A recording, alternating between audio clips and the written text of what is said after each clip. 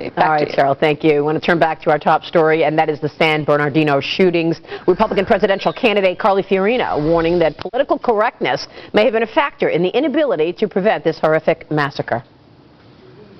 This is what happens. People stop talking, and we cannot stop talking. We can't stop speaking the truth, and we can't stop saying something if we see something. But that's the cost when people demonize a messenger because they don't like the message. Yeah, that was on Greta last night. Fiorina referring to a neighbor who claims to have seen suspicious activity regularly at the suspect's home, but failed to report it. We want to bring in John Matthews, the executive director of the Community Safety Institute. John, what's your thought on that? Good morning. This is very disturbing to me. We want people to come forward. In law enforcement, we depend on citizens. There are about 900,000 of us and 330 million Americans out there.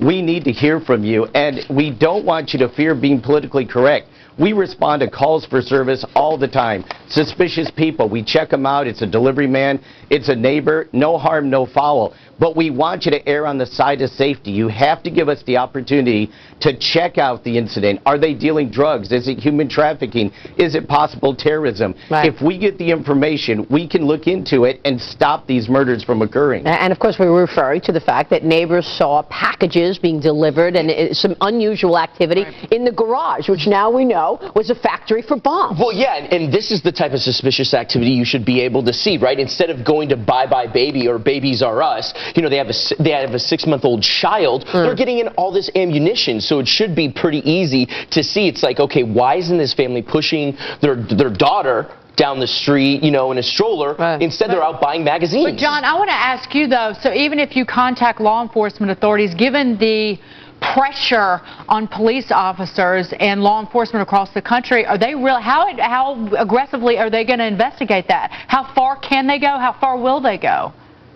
Well, I think we want to look into it. You know, we'd look into what are the deliveries, what are the times, maybe put some undercover officers out there, have patrol keep a look on the residents.